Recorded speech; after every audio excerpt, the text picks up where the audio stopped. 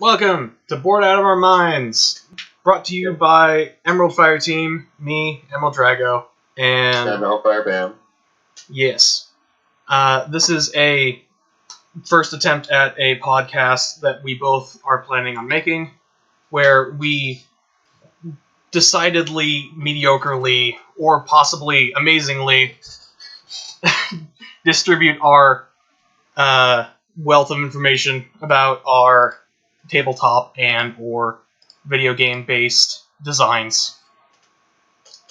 Right. It won't really be formatted like traditional podcasts with an interview or specifically trying to speak from an expert's point of view. It's more so our documenting our journey, sharing new projects for us to be able to share with you guys, and to hopefully foster a community for all of us and have a general open forum, allow people to discuss their game design ideas that they have and how they can flesh them out.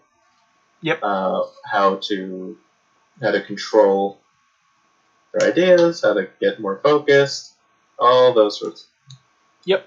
And we will be routinely explaining our ideas and various inspirations based on previous media made. Like, one of the immediate games that I want to get out there is Slay the Spire, because it's such a deviation from the original point of deck building, which I guess is more of a credit to how it was created and how it was built as a community-based game and a roguelike interpretation of, I don't know, like games like compared to a Rogue Legacy.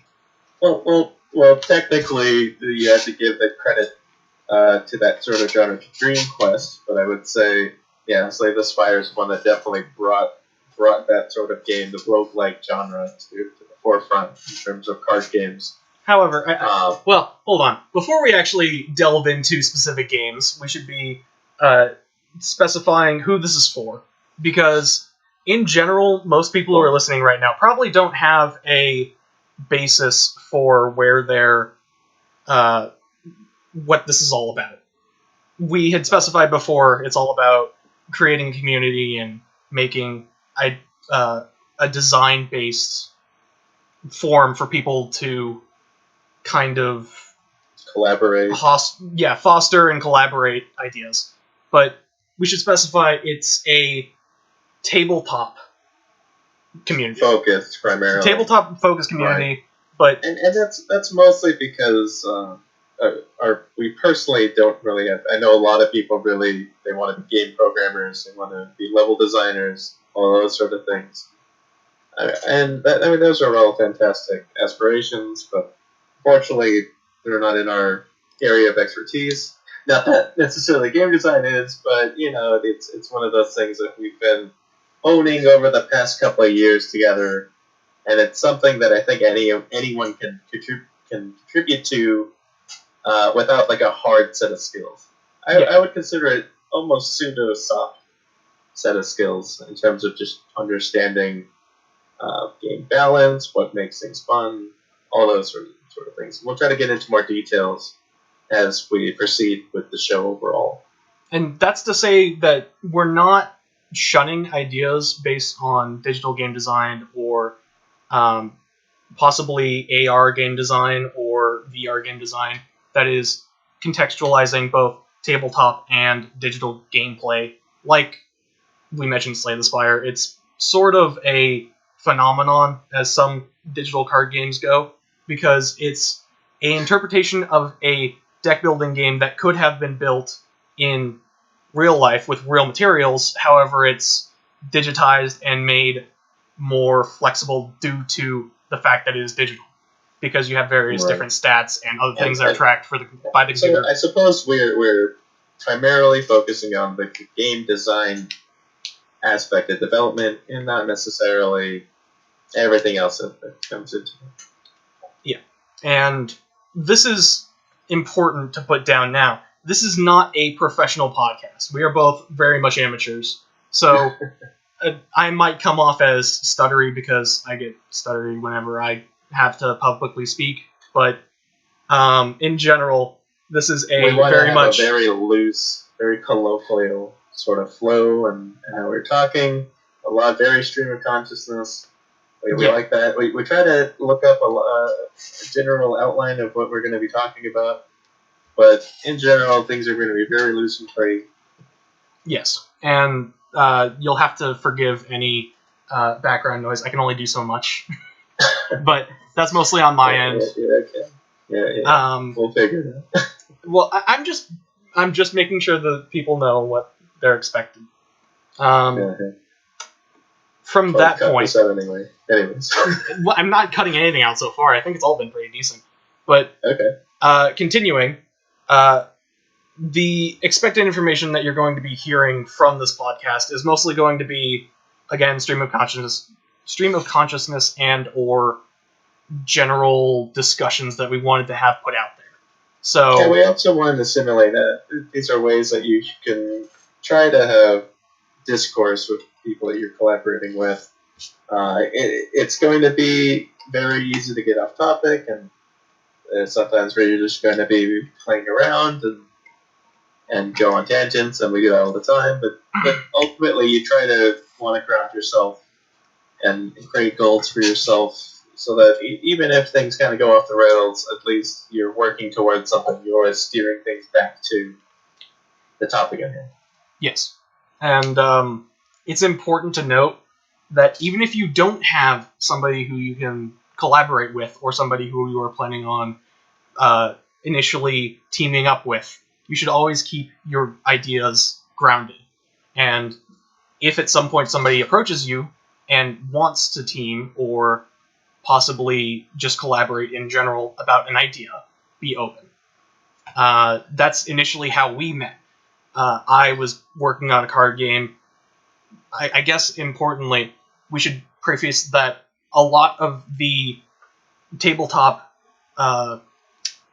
zone. A lot of our ways that we've been prototyping is using the very popular software Tabletop Simulator. Of course, it's very recommended to do in real life simulations, but these tools such as Tabletopia, Tabletop Simulator, they're brand new fancy toys that new developers should definitely keep their eyes on. It's on sale all the time on Steam. You should definitely look out for those sales. Try to pick up the game for around $10.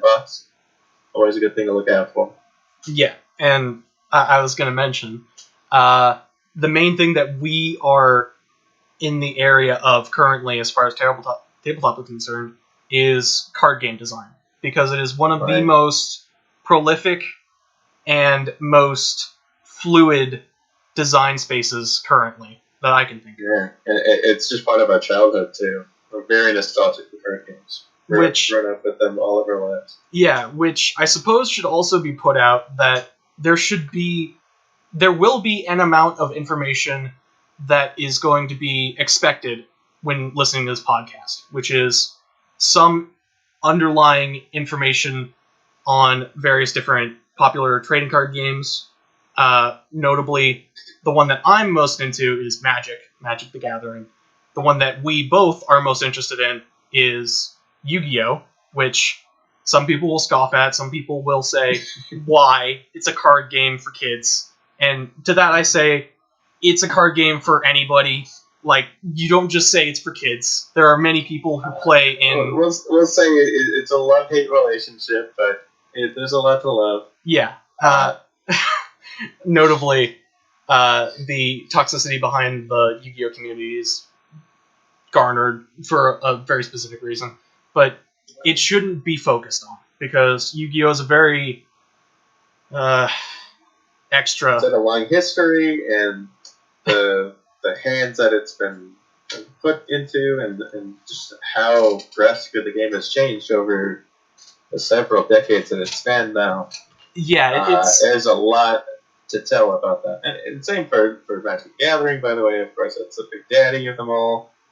And even that one has changed very drastically over the years. See? And why we bring up these games is it's good to see. You should always try to think about the market when you're looking to make a game. I know that it's always a good idea to try to make a game for passion. You want to do it for fun. You don't want to try to. It's usually very ill-advised to try to make a game solely for the purpose of making money. I would try to aim for that to be a side goal. I mean, of course, you want to be successful, but try to be passionate about the game that you're making. But that being said, if you can boil down what genre the game is, I would try to recommend playing a lot of games that are similar to what you're playing and what you're planning on making, but don't allow that to scare you off or that sort of thing. It's just good to get information about the market. So that being said, yeah, well, why don't you talk about what we've looked at in games and how it's helped influence the type of design that we're interested in? Well, okay. First of all, the most prolific card game from my childhood was Magic the Gathering, because it's hard to initially grok a game, I'd say. It's kind of an odd term to use. Grok is a term of just understanding. Yeah. It's a very, very niche programmer lingo, but nonetheless. Yeah, like I said, We'll try to translate all the weird little idiosyncrasies that you were. Okay, go on. Yeah, I think you're going a little bit fast, but my point is, Magic is an extremely experience-based game. You play it once, you'll probably get a little bit of the underlying usage of cards and various different resource mechanics and that sort of thing, but it ultimately is such a large game that even if you have a small pool of cards, like, say, I started in the second Ravnica block, Return to Ravnica, which was around 2016, I think, or somewhere around that. And to me, it was such a ridiculous well of information, because the guilds in Ravnica are so immense and ridiculously specific, yet still their mechanics were wild that I couldn't initially grasp. The one I latched onto was Golgari, which their whole gimmick was they are people who control the dead, but not in the sense of they make people into zombies, the sense of they mash people together and turn them into different things. Like, so I should maybe go back and try to translate some of the things. So in Magic the Gathering, there are how many colors now? So you got your blue, you want to go ahead and list up first? Yeah, okay. I'll give more underlying information about Magic. First of all, like basic stuff. In Magic, there are 5 different colors. There's white, blue, black, red, and green. Each different color has a different type of mana associated with it. White is entirely light-based and holy magic. Blue is mind magic, mind control, mind manipulation, controlling water, and stuff like that. Black is death magic, so making people forget things, making things die, making things come back to life. Red is fire magic, burning stuff, and forgetting things very to... war-driven. Very war-driven, very emotional. Green is growth magic, life magic. They make plants grow. Giant creatures. Giant creatures grow. Very monstrous beasts. Very beastly things. Just very ridiculous. Dinosaurs. I know some people are sold on dinosaurs. There are dinosaurs. I guess, dating the podcast, currently the next set coming out of Magic is 2021, M21. Green is a ridiculously powerful color, it seems like, in M21, in my opinion. There's a card that I'm very excited about called... I forget what it's called. It's a 5-mana 6/6 that has like 3 keywords and does 3 different things when it attacks. It's kind of ridiculous. Is it legendary? Yeah, no, it's not even legendary too, which is kind of ridiculous. But I'll get back to that at some. I'll look that up while I'm talking. So anyway, so back to Ravnica, they created these guilds, which are color combinations that combine aspects of several colors. So in this case, he was saying green and black made the color combination Golgari, which is what they called them, and it took the necromancy abilities from black. And what do you think is like the defining thing that they tried to take from green and merge? The main thing they tried to take from green was making stuff gigantic for Return to Ravnica block. The whole gimmick was Undergrowth, or no, Undergrowth was the newest one. What was the other one called? I'll look it up. I'll look at the name. But what it was, you paid an amount of mana while a creature was in your graveyard to exile it, and then put a number of +1/+1 counters equal to that creature's power onto another creature you control. So they were dredging stuff from the graveyard to strap onto their own creatures in play that made that creature bigger. So dredging was a way for you to actually. So in most games, losing cards from your deck and having cards in your discard can be a bad thing, but oftentimes in games they flip that on its head and they give you ways of taking advantage of that. So in this case, they took Black's desire of bringing things back to life and combined it with Green's desire to power up their creatures with counters to make them even more beefier. And there you go. Yeah. Importantly, dredging is a word that's actually used for a different mechanic in Magic, but I'm using it in the correct term of taking something from somewhere and digging it out of the ground. Dredge is a mechanic that in a future episode, hopefully, we might cover the most important things that came from Magic. Dredge is a very interesting and powerful mechanic that we will be covering later, most likely. But importantly, getting back to my relationship with Magic, Golgari was the tribe that, clan, or guild. Yeah, guild. That's the word. That I strapped onto, mostly because I just loved green. Green is a very powerful color in Magic, and it allows you to do so many different things that, compared to other colors, just aren't able to happen. Like ramping, which I'll get into more mechanics now. Magic, the gimmick of the game and the most important resource in the game is lands. The way you get lands is by playing one each turn from your hand.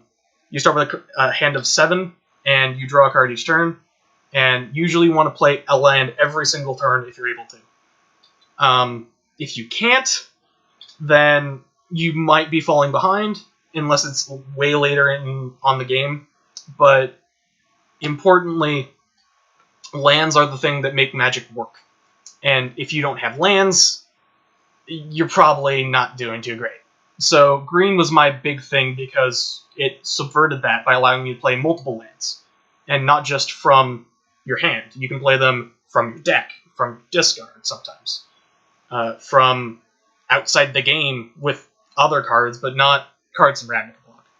And so, like, a lot of times the big fun thing that people like to do is they like to get to the end game where they get to play their big stuff. And so being able to accelerate that timer via ramping, which is allowing you to play more of your resources, getting more of them out, it really lets you kind of skip to the fun stuff where you just kind of stomp things. Right. You get to do all of your combos. Which is very important for green, because the biggest thing that green likes to do is play gigantic creatures. So I didn't actually have access to a lot of cards when it came to Ravnica block. I was one of the kids who just kind of got packs whenever they could when they were out shopping with their parents, and was like, can I get 1 or 2? And sometimes it was 3, and I was excited beyond belief. But it's kind of funny. That may be a topic later on that we'll cover monetization and other card game models that are becoming popular. Just a thing to note in the future. That's also important. But yeah, one of the things that kind of blew me away when I was playing because I never expected it to be a thing, because the internet wasn't a very readily useful source for me. Like, I always had access to it because I was one of the kids who also had access to the internet almost as soon as it came out, or as soon as it was like publicly available to a certain extent. I was originally from California, so when I was around 10, we moved here to West Virginia, was where I'm currently at. And in high school, the internet was one of the most important things to have access to, because it was only available in like computer labs or in in my later years in high school, it was available in our pockets because we finally got iPhones and Android phones, and it was ridiculously awesome, and everybody had it. And so I finally started looking up cards and looking up combos and stuff near my senior year. But in general, the amount of information that you can get greatly dictates how you interface with a game. And for Magic, it was actually around my freshman year that I started playing, and when I started playing more, I started trading with other people, and they just gave me cards, which was the most insane thing that I never thought would happen. But I ended up getting things like Omnath, Locus of Mana, who is a card that allows you to keep your mana over multiple turns, and it gets bigger for each point of mana you have, which was one of the most ridiculous cards in my deck, and I loved it. But yeah, being able to just heavily scale your stats, those are always really popular cards. Yeah. Build a strategy around it. I guess I'll just highlight cards that were cool for me, because people can look it up, and I don't want to go into very deep Magic terminology, because it's all really readily available over Magic Arena now, and it's like the best thing that's ever happened to Magic, and also the worst thing that's ever happened to Magic, because now people are always playing online, and it's harder to find people on in Tabletopville in your LGS, because you kind of can't go there right now because of a certain thing that's happening. Other thing to date, we're still in COVID time. Yeah. I guess we're just kind of entirely dating this because we're saying Magic Arena's a thing, COVID's a thing. But, it's fine. Yeah, so Golgari was my color because I loved being able to kill creatures and being able to make creatures ridiculously fast, and with little to no difference between the two. Sometimes you were reanimating creatures by bringing them back from the graveyard. Sometimes you were just straight up destroying a whole board of creatures with cards that destroyed creatures. And that generally became my favorite kind of playstyle as these days moved on. And I ran into a card that I didn't know a card could get so big. It was the Elder Spine Worm. It was a card from Ravnica who costs 10 and 2 green mana. So it's 12 mana for a 12/12, I think. And when it dies, it makes 2 6/6 creatures. And when those die, you make 6 1/1s, I think.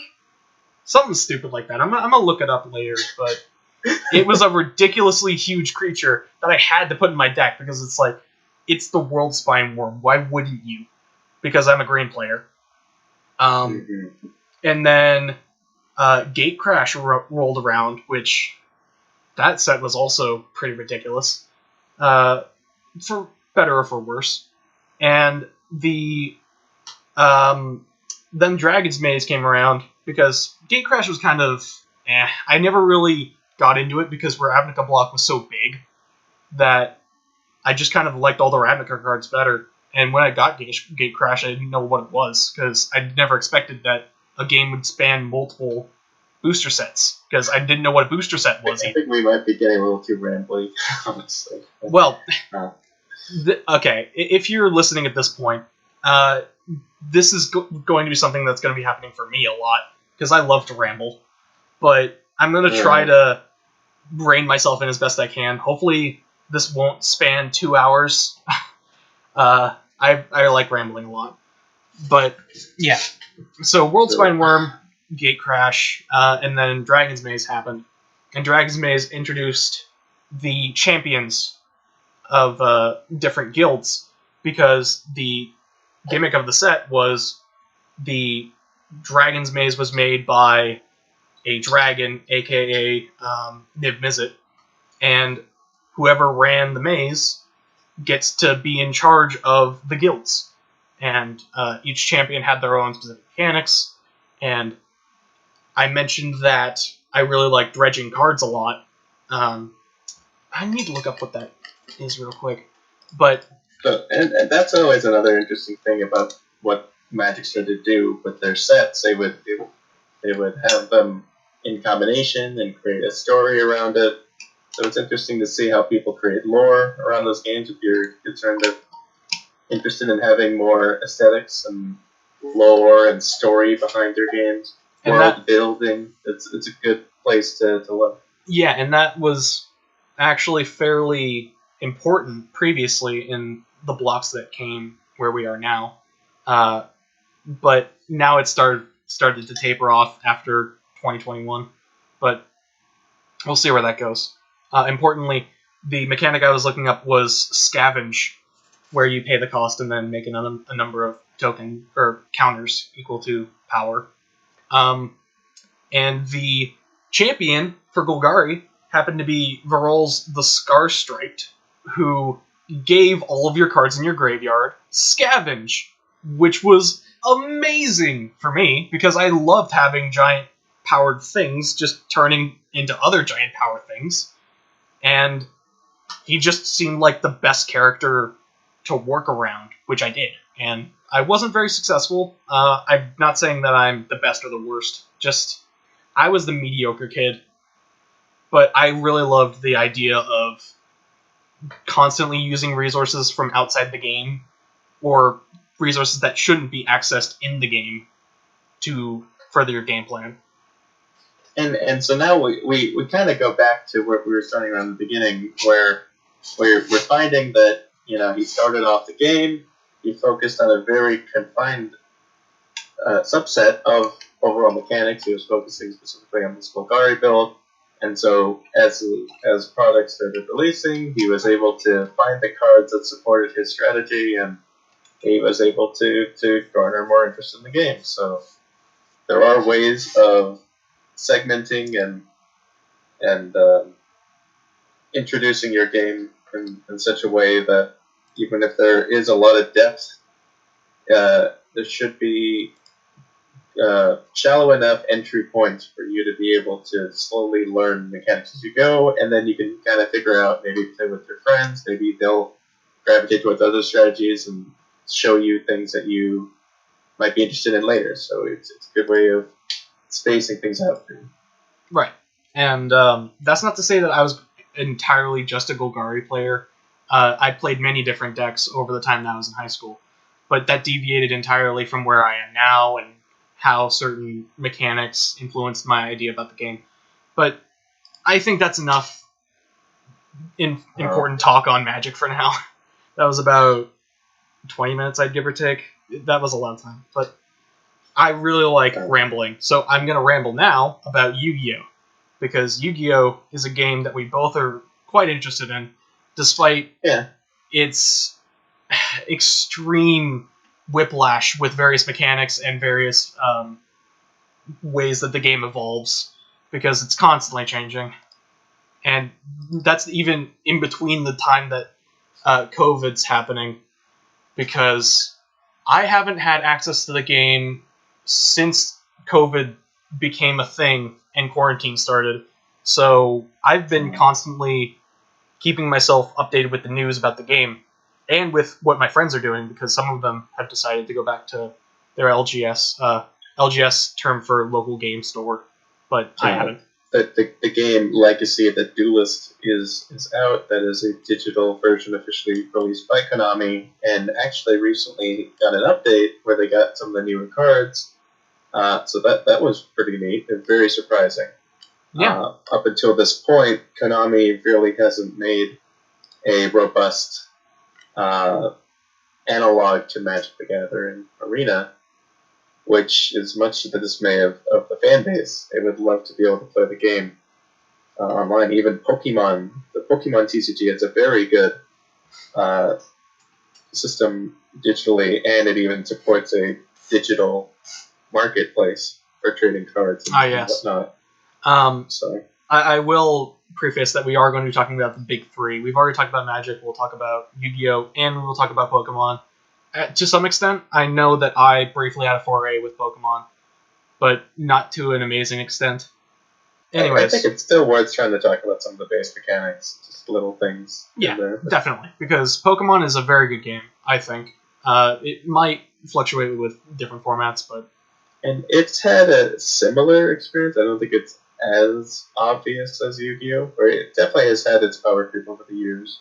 Yeah. But it's a different game, and we can actually talk about comparing the resource systems between these three games, because they do feel very different fundamentally.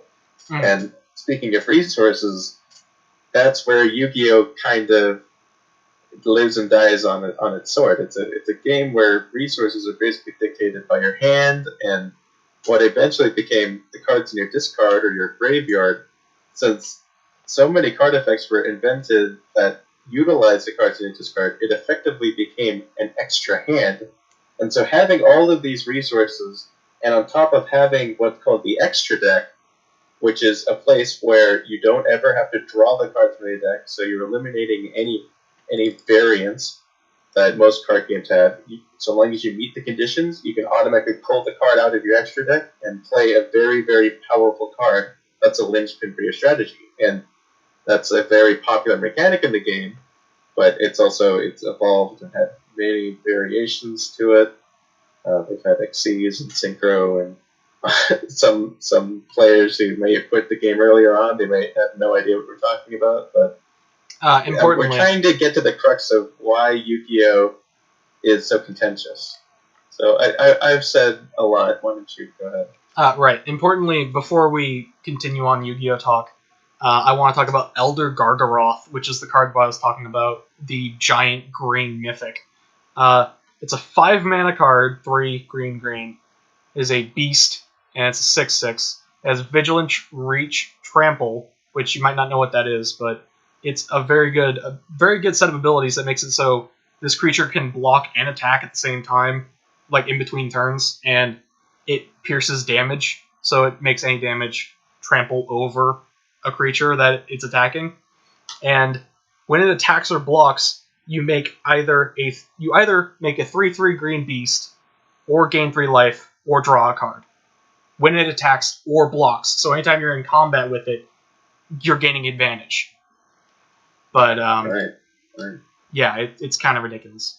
Anyhow, this isn't the Magic podcast, so we'll go on to Yu-Gi-Oh. The main reason why I latched onto it is because, again, I played in high school. I was very multifaceted with my card games when it came to high school and any other time now, really. I'm very into various different card games at any one time, and many TCGs I've poured over multiple times and continue to play. One of which, rest in peace, Buddy Fight, has bite the dust for this year. But I still have cards, I'm still going to play it, and my friends still have cards, so I'm still going to play it. That being said, Yu-Gi-Oh! Is a very specific game. If you like a lot of different strategies and a lot of different variation at one point, then you will love Yu-Gi-Oh! Possibly, because there's a ton of information and a ton of work that needs to go into making a deck. And it also depends on the metagame, aka who you're playing with, what they're playing, what the current matchup is for what your deck does compared to theirs. Are popular based on what cards are released. Yeah. Yu-Gi-Oh! Has a forbidden list that bans cards that are considered or deemed too powerful, and they limit deck construction according to this list. And so that will often dictate how the metagame will shift. So other strats might fall by the wayside if too many of their cards were restricted. And so there's this constant fight for the top of which decks were popular. Right now, currently, at Emancipator and Eldritch are very popular decks right now. My audible groan is because Eldritch was a deck I really wanted to play, but unfortunately it's exorbitantly expensive, and I don't have the funds to play currently. I can do it over various different means online, but those means are not official tournament-based or very good, in my opinion. That's an interesting perspective. So coming from a fighting game background, sometimes tier lists are very popular, and now if you really like a deck and a strategy, and then it becomes very popular, sometimes people will put you down and say you're, in part of my language, a tier whore, which means that they're trying to say that you only play the most popular decks. But I remember there was a deck called Cosmo that started to do very well, and I was just enamored by the fact that the card art is all a combination of the Wizard of Oz and Star Wars, which is such a cool concept. And it can be a shame when people make you feel bad for playing an archetype that you really like. Something that's abundantly clear with some players is that the theming and usage of certain cards in Yu-Gi-Oh! Wildly depends on what the player wants. Like, the Cosmo is a deck. Some players are just collectors, right? And that can... Yeah, and collectors are awesome because they mean that sometimes they have cards they're willing to give up that you want, which is something that I've mostly been using to my advantage as far as Yu-Gi-Oh! Goes, because some of the prices on these cards are absolutely ridiculous. But that comes at a point of, are you playing to have fun, or are you trying to be competitive? Because that's another thing that wildly changes what a lot you're of playing. Times people are somewhere in the middle where they want to transition into it, and that's why I really hope that players who may be listening, please try not to gatekeep other players. I know it's very easy to put down players who might not know what cards are good. I know a meme is saying that Potted Desires is a neg 9. All that means is that the interpretation of why that card is good or bad may seem flawed to more experienced players. Just try to be a little bit more welcoming. You were a new player at one point. That's my PSA. PSA on the first episode of the podcast. That's great. Yeah. Realistically, though, be good to each other. Be good to each other. Yeah. Realistically, that's something that is mostly probably best put at the Yu-Gi-Oh! Episode, because that will be happening most likely. But even then, I mean, that can be said for any game, really. Just try to be easy about showing off your knowledge. I know it's very exciting. Just try to treat people like people at the end of the day. It's important. Important pins for various people who are into Yu-Gi-Oh! Currently, because that is, as I put at the beginning of this portion of the podcast, that is the most divisive point of Yu-Gi-Oh! Is that the community can be very toxic at times, but we all mean well. That being said, getting more into the mechanics of Yu-Gi-Oh! Hellfire mentioned the extra deck and its usage and its extreme warping of formats. Yu-Gi-Oh! Originally was a very basic game. All you do is you have 3 types of cards. You have monsters, spells, and traps. You play monsters if their level is below or equal to or below 4, you can play it. If not, then it requires tributes if it's above 5, depending on the number of levels it has. And then spells and traps, you can play spells from your hand, and you can play traps face down, and at the end of your turn, when your opponent's turn starts, you can flip them over and use them. And insert, you activated my trap card joke here. But realistically, that has evolved a lot in the 20 plus years that Yu-Gi-Oh! Has been around. And trap cards have been very hit or miss as far as metagame goes and usage goes, if you're being casual or if you're being competitive. And Right. Essentially, things have very much shifted away from what used to be very much called grindy games, where you try to out-resource your opponent. You try to, if they fill up their board with cards, you try to play cards such that you either go 1-for-1 with their cards while still maintaining. There's this concept of tempo, where trying to have more cards out than your opponent at once means that they can't deal with. They won't have an answer to what you're dealing with, and you can overwhelm them. That's kind of the basics of all card games. Yeah. And if you go into current day, I will briefly breeze over what the extra deck does, because it is also quite complicated, of course.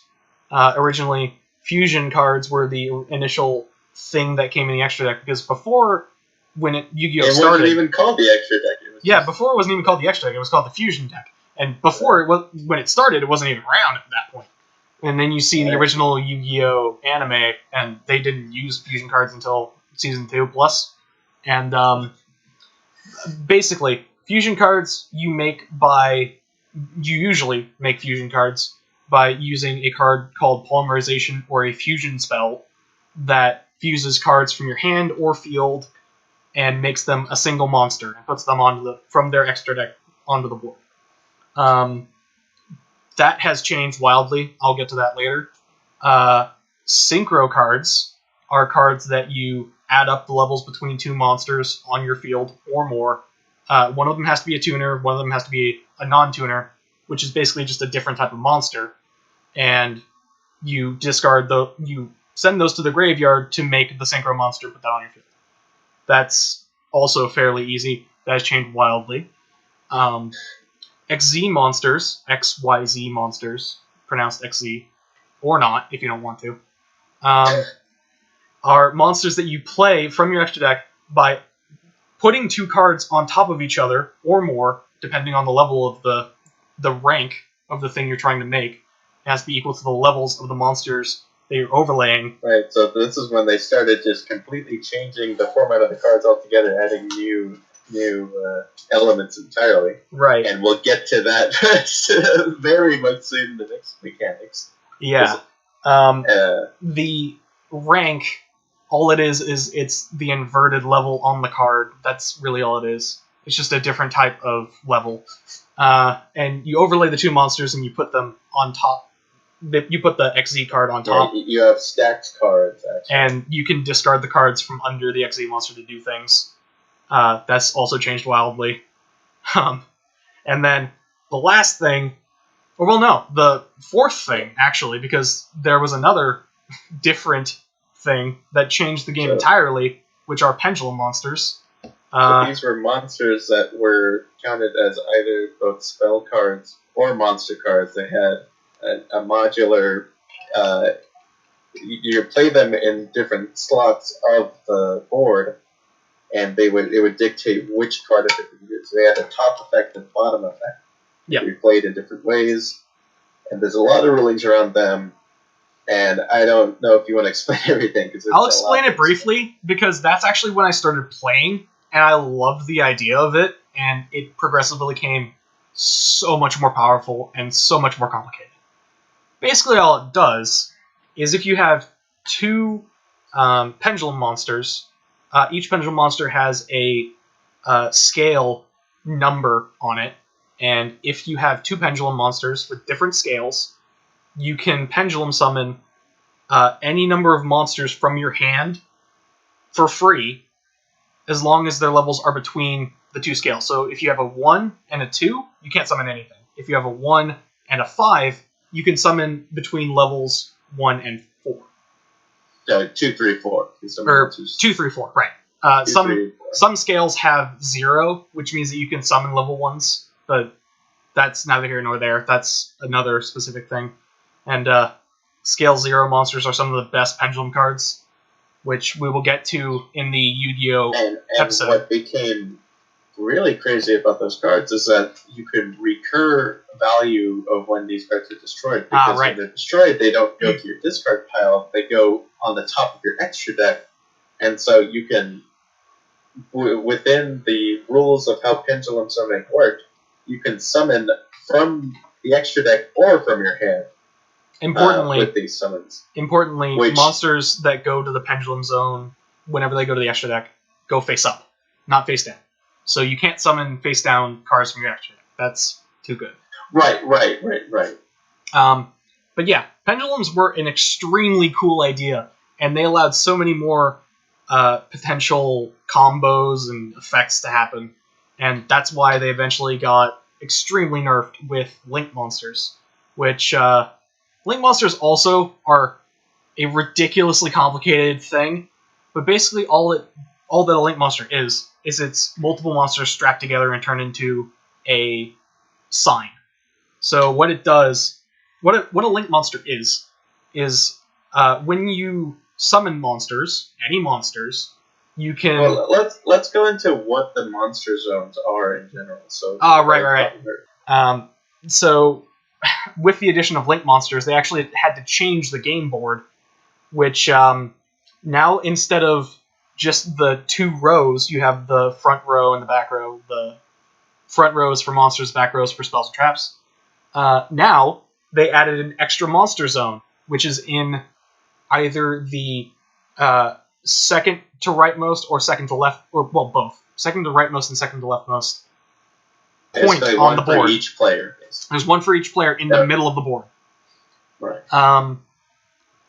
So, Link monsters you make by sending a monster from your field to the graveyard and then placing the Link monster in your extra monster zone. You send a number of monsters equal to the Link rating of a card, and depending on the Link rating of a card, if you use it to spend for another Link monster, you potentially have to spend less. So the way it works is, if you have a Link 1, you spend one monster, you get one Link 1. Importantly, go ahead. If you have a Link 2, and you're trying to make a Link 3, you can spend the Link 2 plus any other monster, and that makes the Link 3. But more importantly, links, they have what are called arrows. And this is the first time in the game where the positions of your monsters and where you place cards really mattered. There were attempts before that were very poorly received because the cards were just not strong enough power level-wise to compete or even see fringe play. But now you've had this point where you're pointing out parts of your play area, and you're essentially enabling them for summoning extra deck monsters. So now I'm going to explain, because there was essentially an old ruling and then a recent 2020 ruling that eased up on the restrictions of this. But I'll explain the prior ruling. There was a complete change of the rules of how extra deck monsters were summoned, where instead of being able to freely summon them to any of your positions, you had to summon them you essentially had to use Link monsters in order to summon anything else that was involved with the extra deck, which some players felt very alienated by this, because if they just wanted to play, let's say a very popular deck is called the Hero deck, the Elemental Heroes, they want to play that, they would need to suddenly buy new cards such that they can get Link monsters so that they can play their fusion monsters, which otherwise you wouldn't be able to play because of this new ruling. Now, and so this was... Yeah, coming up to current day, however, the ruling for extra deck monsters has been lifted since March, I believe, March 2nd. And now, only pendulum monsters are restricted by that ruling, because they were too powerful, and they had to be stopped. So, now you can summon fusions, synchros, or XZs to any of your monster zones without having to use Link monsters. And so everyone was happy, and everyone loves the game, right? And there's no such card as Halka Fibrax, right? Right? Halka Fibrax is... I don't even know what that thing has done to the meta, but yeah, that card is ridiculous. We're jumping a little ahead, but go on. Continuing to talk about Yu-Gi-Oh! That will be in the future podcast when we talk about Yu-Gi-Oh extensively. Let's get to the point there. So to the point, Yu-Gi-Oh is an extremely complicated game if you want to be competitive. If you just want to play the original card game and you want to play like original 5Ds there's era, actually a format that's very popular for some people called GOAT format, which I want to explain what that necessarily means, but essentially it limits to a very specific time period of Yu-Gi-Oh! Where you can only play with the cards from that time period, and it allows you to kind of ease your way into learning the game. Maybe then later on, I've seen people make extended versions of GOAT format that can include some of the newer cards, but it's a good way to start for sure. Something that I've mostly made myself and is very fun is if you want to play Yu-Gi-Oh! At an extremely budget option, you can just take a stack of like 300 cards or however many cards you have, and you can just shuffle them all together, preferably only one of each type of card. Optional extra deck. You don't even have to mess with that if you don't want to. Divide the pool of cards into like 3 or 4 decks and just play from those decks. You just play whatever you draw. You draw from any deck you want. You search from any deck you want. And you just play a game with somebody else or multiple people. And it's supremely fun. And honestly, these sort of experimental variation homebrew versions of the game can be a good experiment for trying to stretch your creative juices, and it can be a good way to try to inspire you to make your own projects. Right. And I was going to add, but you need to find players for that. So if you have a friend group who's into Yu-Gi-Oh! But doesn't necessarily like the current meta or the current gameplay with extra deck cards, you can just do that. As long as you have access to the cards. That's one of the things that is constantly necessary and constantly hard to do sometimes.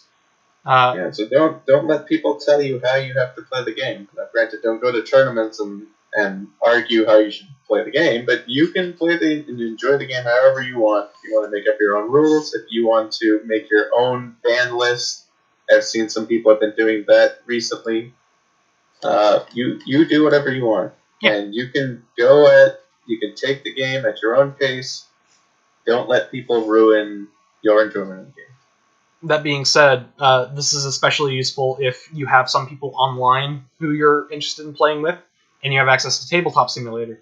TTS is an extremely good resource for anybody, and as previously mentioned by Hellfire, if you can get it at a reasonable price, do it, because you won't regret it. And if you learn how to import cards, you can import your own set of Yu-Gi-Oh cards directly to there, make your own deck, and then play with whoever you want.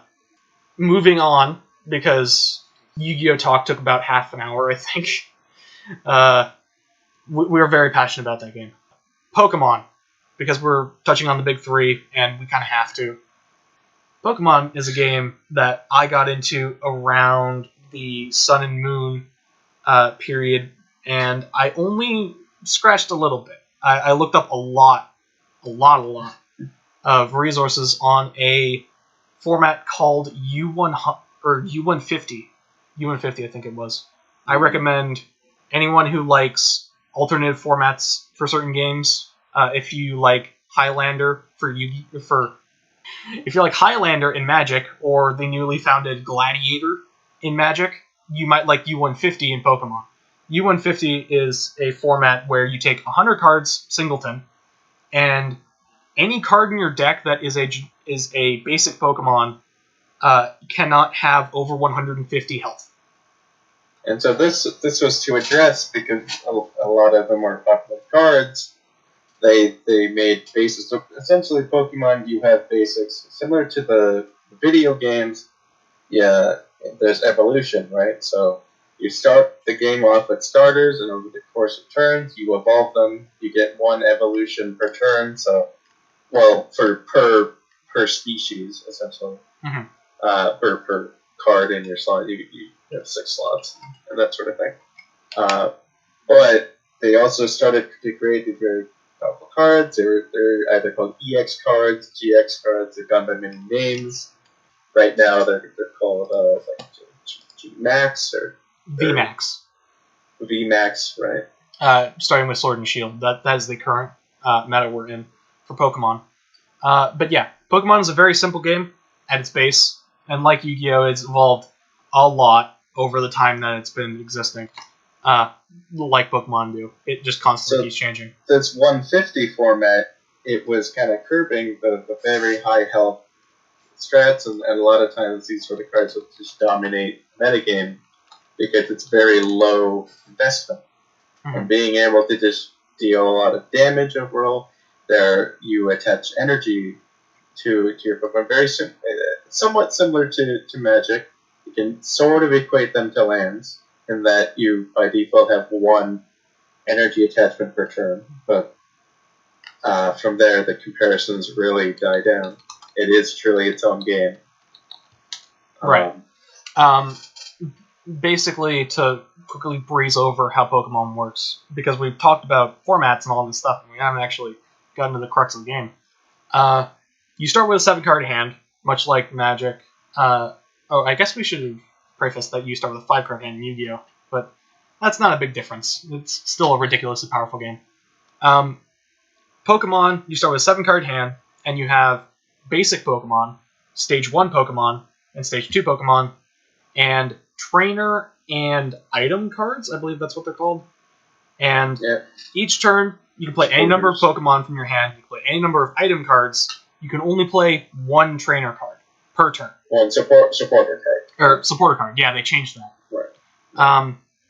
But yeah, you can only play one supporter card.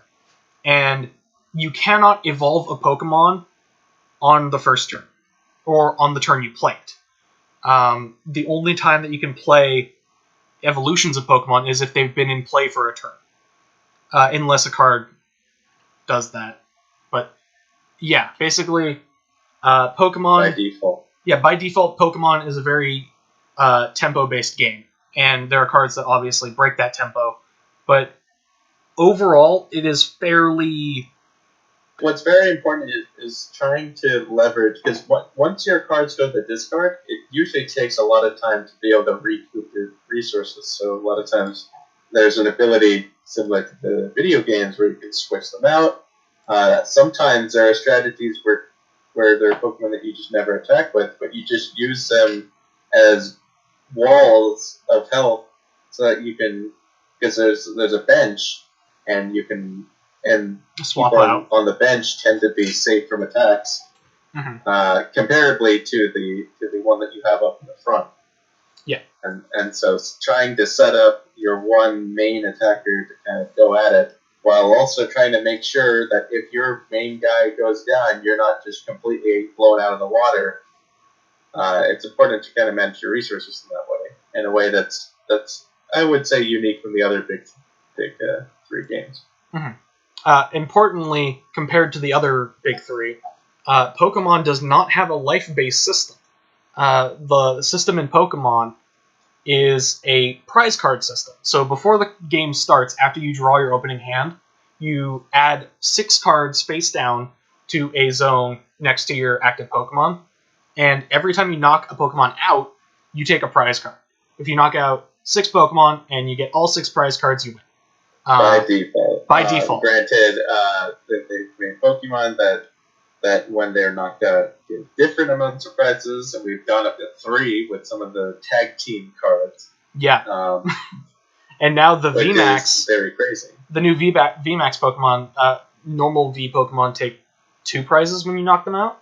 Correct. VMAX... They're very similar to the old EX cards. Right. VMAX now take 3 if you evolve them into their VMAX form, which is really interesting. But we'll get into... Pokemon is actually very interesting because they adapt a lot of the new mechanics from the video game. So it's your example of this multimedia cross bleed into each other, and it really helps you teach everything. So they had Gigantamax, so Gmax, Gigantamax was in the newest Sword and Shield games. So they do a good job of integrating everything. So if you're ever interested in creating maybe a universe of games, there's something to look at. It's one of the things that I'd say makes Pokemon stand out.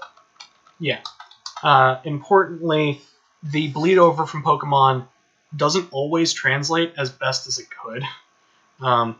Right. The addition of VMAX is kind of what's the word? Well, not necessarily an evolution, but an adaptation of the previous team-up form. That's kind of the same thing. The thing with Pokemon is that it's so different from other sources or other card game bases that it kind of breeds its own specific metagame and own specific power level compared to other games. You'll see in Pokemon there are variations that are all the same of a card that discards your hand and draws a new hand of 7 cards. And that is almost uniform over every format, basically. Not including standard and some rotational sets and like certain specific blocks that people play. It's all very specific. Interesting to see a card that is somewhat. I mean, it's very popular in that game, but it would be unheard of in some of these other games. It's interesting to compare the power level and relative effects. Right. How certain games have different sort of restrictions, or they're balanced around a certain capacity from each player, or even expecting a certain amount of cards or advantage being gained within a turn. So Magic is kind of balanced around. You can only maybe get 3-ish mana on the first couple turns. I won't speak too much to anything crazy, but yeah, that's always important. Coincidentally, that's how you. Importantly, in Magic, there are a handful of cards that discard your hand and draw 3 cards. It usually takes from 3 upwards to 7 plus mana in order to actually do that. And in Pokemon, you can do it in the first turn if you want to. That being said, in Yu-Gi-Oh, there is nothing on the scale of that doesn't take multiple turns of setup. Because if you manage to, well, I shouldn't say nothing. In certain formats where they haven't banned certain cards or certain first turn kills have happened, completely getting rid of your opponent's hand or completely refreshing your hand has routinely happened in those metas. But again, it's very specific. In Pokemon, though, that does not matter sometimes. It straight up doesn't matter if you get rid of your opponent's hand. They actually had a very complex ban of cards in Pokemon that was abusing a way to just entirely rip and take out all the cards in your opponent's hand within the first turn, while also manipulating the draws that they would get, so that they would essentially never draw into anything useful and they would never be able to recover. Right. And so they had to specifically ban this combination of cards, and abusing, KOing your own Pokemon to set up other cards that capitalized on when you have fewer prize cards. Because that's an interesting. Normally, the developers only expected you to have fewer prize cards if you were losing the game because your opponent was kicking your butt and beating you. They found a way to this crazy exploit where you were purposely KOing your own Pokemon on your terms, and that was never considered before by the developers. Importantly, it's something that has always kind of rubbed me the wrong way, though I understand how it works after I've played the game for a while. The player who KOs the Pokemon is the one that gets the extra prize card, not the player who had their Pokemon KO'd. So that means... the prize card system really isn't a comeback mechanic. No. Some games have sort of taken... They've had setups that might be very similar, that are seemingly very similar to prize cards. However, it's reversed. The Final Fantasy DCG. Or maybe you might mention Dragon Ball if you want to touch on that. Oh, I'll mention Dragon Ball, definitely. Dragon Ball is a game, specifically Dragon Ball Super, the card game, is a game that I loved when it came out, and it has progressively bloated and become a game that I no longer really have interest in because it is constantly power creeping its own original set. And recently they came out with a card type that's very similar to Magic's Planeswalkers. But we'll get to that when we get to that, because that's also not something I'd look at currently discussing Okay. in this So have we said our piece on right now. Pokemon? I believe so. It's a very interesting game. It's not one that I've delved deep on. I don't know if it's one that you've delved deep on a lot, but I've always kept my personal thing about me. I really haven't invested physically into card games in a very, very long time. Not since around high school or early college. Um, it's just for me. It's become it's just not a hobby that I have the time or money to invest in.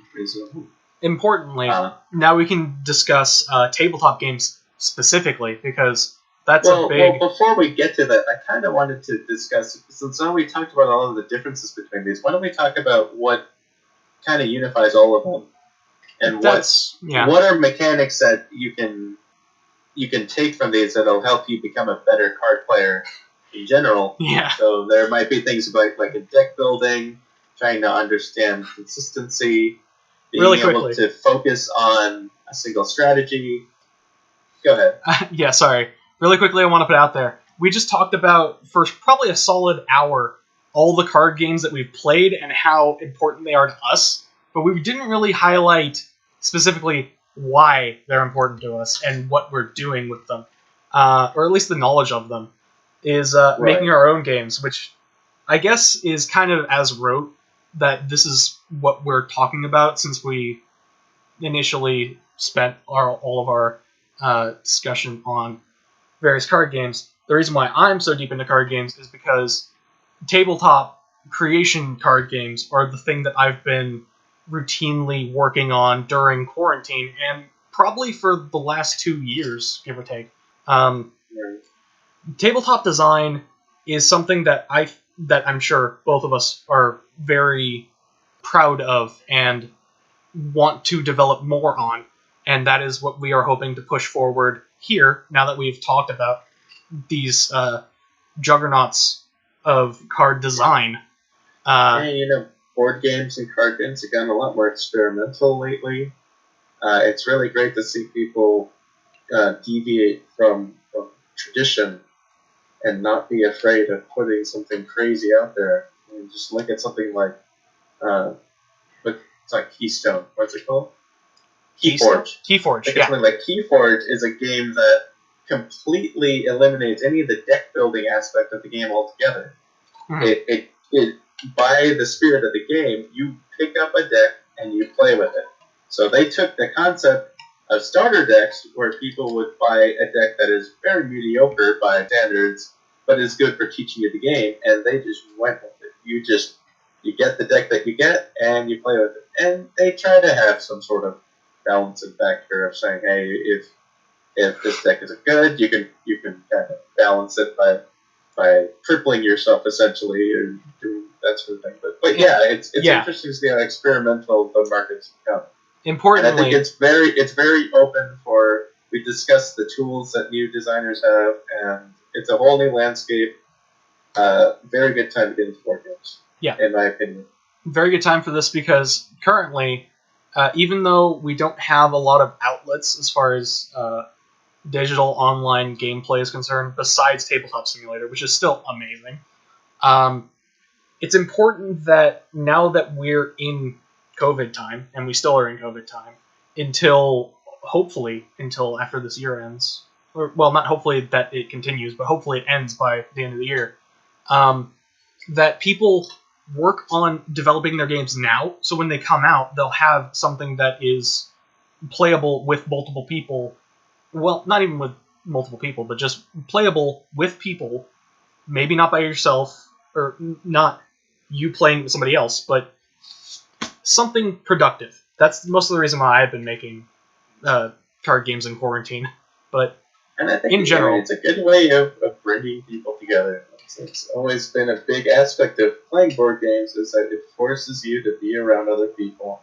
And, sometimes they can get ugly, but when you're looking at the person face to face, you gotta face the music. There's no anonymity.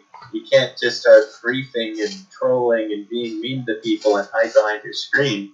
You have to deal with these people, and these will be people that you might see in the next day. And they might not like you if they think you're being especially rude. And so it makes the sense of community all the more important, and being able to create games and create these experiences that bring people together, it's a beautiful thing. I live for it. I live for it too. That's mostly why I've been so social about it, because tabletop design and card game design in general has been the thing that has made me social. Because I was never really a social person. You'll notice at the start of the podcast I was stuttering a bit, and I probably still am. But in general, I'm a very antisocial person. Until Anyway, do you something... consider yourself introverted, I suppose?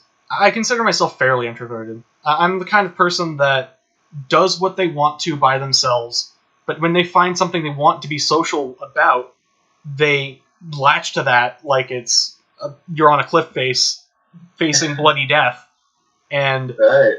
it makes me a social person because I get very passionate about card design and card game design and card games in general, which has... It's great to have a thing to be passionate about, a thing to geek out about, and a thing to be able to share with other people. It's so great when you get a new deck brew and you're just like, oh dude, I found this crazy combo. Mm-hmm.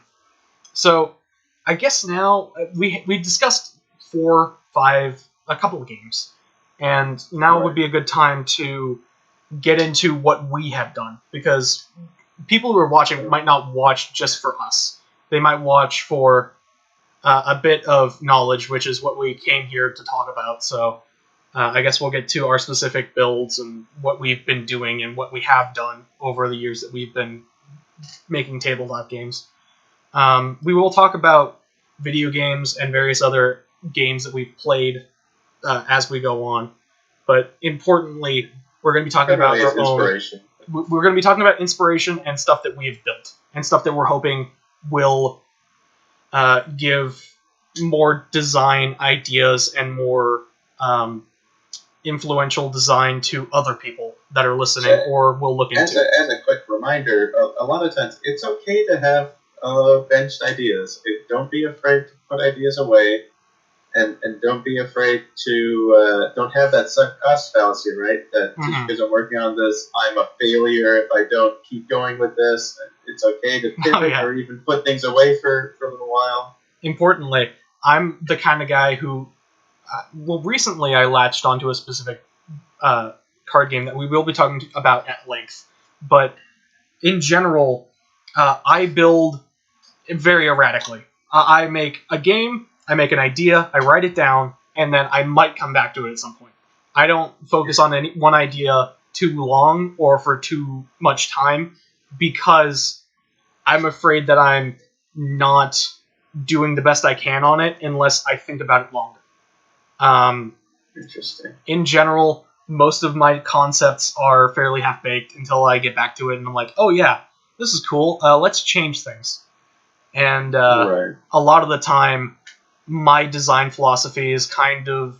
I do it because I want to, in order to have fun myself. And a lot of times, it's just challenges for him. He'll say, what if we took this game and we added this mechanic, or we added this specific thing? What can you make from that? And sure, that can start off as half-baked, but that can be fun. Having these restrictions can breed a lot of creativity, and it can help focus your mind on a few core mechanics. You want to have what's called the core gameplay loop, which is essentially what is the player doing, what are they trying to reach towards, how are they doing that, and what process are they doing to get to their goal, and slowly inch themselves up to the end game. Where they reach victory. Every game has that, and you want to make sure you can establish that as soon as possible. Importantly, I want to preface that we are Team Emerald Fire because I am the one who comes up with most of the ideas. Hellfire is the one that keeps me on track. Because for the most part, that's how things have started off. Yeah, that's how things... I can be very experimental too. So there have been projects that I've made that can be a little bit intense, a little bit complex. Sometimes creeping on complexity creep. But there's a lot of times for me, I often play I have a more eclectic taste in tabletop games, and so I tend to take a lot of inspiration from games that I've played before and try to adapt what I want to make out of it. And that's why I'm glad that we talked about the big three games, because that inspired one of the games that Emerald was working on, the one that I actually met him through, the one that he showed me through his demo. Okay. So I guess we'll start unpacking specific builds, because currently the game that I'm about to talk about isn't in active development. It has been for a while, since we met, which was, I think, 2 years now, I think. Yeah, it just turned our quote-unquote 2-year anniversary is the start of this podcast, so that's cool. The game... You never know if we revisit it, man. We're definitely going to. Why do you say maybe? It's obviously we're going to. Well, I'm saying that this might be the first day that we kind of document it, in case we start to revisit it. I guess we're kind of busy with other projects, but you never know. Well, we're going to talk about like 3 or 4 different projects, actually, which might end up taking us up to 2 hours, but I'm cool with it if you are. Going on about that, our next topic is the big projects that we've been working on, and the one we're going to be talking about is one that I've deemed Turmoil. I named it that because it's just a name that I came up with mostly. It's a thing that I attribute out of love, because I constantly turmoil over this game, but also the theming of it was supposed to be these rifts have opened, as some card games, or in general most games, actively work with. And I took the Cthulhu mythos of multiple dimensions and put it together with a bunch of other themes. And the general idea is that you are a spirit wielder, aka planeswalker, aka whatever, and you're fighting against other people with these powers to achieve a common goal of either stopping the rifts, or continuing the rifts and breaking everything apart, or whatever. The theming wasn't amazing. It's not the best thing I've ever come up with, but it's a thing I came up with, and I strapped it to it because most of the game is based around the mechanics. Go on. And I think to that degree, it's what was the most flexible. It lent itself to having a lot of, again, you can have things from a lot of different worlds. So then, because we really love marrying mechanics and the flavor.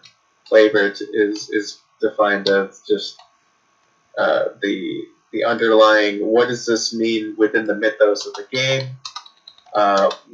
So the cards, of course, have text, but what is the text representing? Because there's always you're visualizing that I'm summoning this thing and I'm commanding him to cast a fireball. It's this great powerful thing. And so flavor, you want to make sure that the mechanics of your card match what type of card, what the text is, what the art is, all of that. Right. And so, yeah, it can be difficult to try to make this all big picture thing happen. But yeah, I think a reason for why he went for something like this, like a kind of broad topic, is that it gave him a lot of freedom, basically, in design. But continuing on, what the game actually is about is it's a fighting game. It's like Magic. It has developed a ton over the years and has changed a lot, because most games are going to.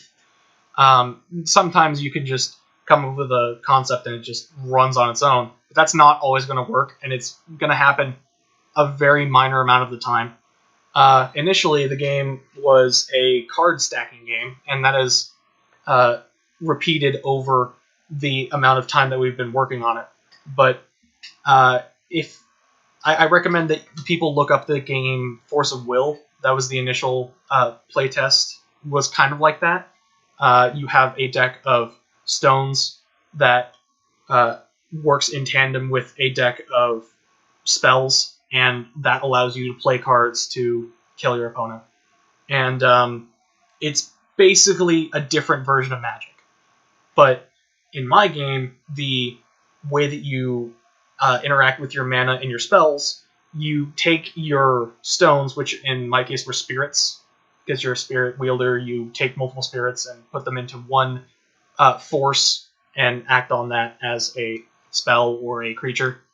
And you stack them together, and then you put the card that you're casting on top of it, and then that dictates the power that you're putting into the spell or the amount of health the creature has. And that is... And so what was interesting about spirits was it was either kind of just spawned into the game as its own thing, or you can treat cards in your hand as spirits, and so it became this whole interwoven thing where the creatures that you had can turn into spirits, but which can then in turn fuel cards later on. We'll probably get to it, but what kind of started to happen was a lot of things die, you got a lot of resources, games became very long because both players got a lot of resources and kept bashing their creatures against each other and making even more resources, and that kind of became a mess. Yeah. In general, the whole concept was very disparate, and it led to a lot of fun designs, but that wasn't necessarily a stable game. You need to, when you're making a game, you need to realize when something is fun and chaotic, and when something is dull and unstable. Or dull and stable, but still fun. Because the difference between the two is extremely wild, and you want to know where your game is going to land with an audience whenever you introduce them to that. Because part of that can also just be You're good. also just be if one player is having more fun at the other player's expense, that's obviously a problem. If it's very swingy to the point that it doesn't feel like your games or your victories are earned, then that can be a problem. But go ahead. That was basically what I was going to get to, is that if your game is stable and your opponent is having fun at your expense or vice versa because they are in a better position than you are and they're crushing you with various different types of value, that could be good if that's the type of gameplay you want to go with. But then, because my game, there were so many different types of gameplay, you need to kind of encapsulate all the different types of gameplay in different colors. This game had colors as in the colors of Magic. Inspired by that, yeah. Yeah, inspired by that. But you need to dictate what types of decks work with other matchups. Like, you need to have the control deck be a control deck, but if it matches up with another control deck, it's going to be inherently grindy unless it works somehow else and they have different mechanics to work with. If you have an aggro deck... It was very difficult to create the classic archetypes of mid-range aggro, the aggro cards being very, very early game focused games that just want to close the game out versus control games that want to play very large things and stall out until they're able to do so. Right. In our game, things just felt very samey and homogenized. It just sort of turned out that every game ended up feeling like a traditional control matchup. Right. And that wasn't good. It felt very stale. Every game felt very, very similar. And now, what was interesting was we were contributing that to, hey, we're playing the same decks right now. Maybe that's just the way it is. But then eventually we started to say, no, this is specifically a general system mechanic that we have to look at. And so there were variations that we did. Right. Importantly, the initial test was a game a lot like Force of Will, where you got a set amount of mana over a certain amount of turns. It progressed into a dynamic game that works much more like Magic, but every time that you have a creature die, it flips over into a new form of mana, and then that made the games way too long and way too drawn out.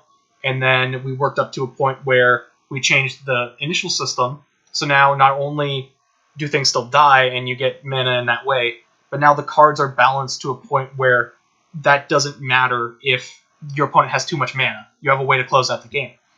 And importantly, being that we're big fans of Magic, principally Emerald's a bigger fan than I am, he wanted to try to solve the land issue, which oftentimes most players will complain about. That there are just games where you'll get too many of your land resources or too little of them, and that's it. That's all she wrote. You just lose. Right.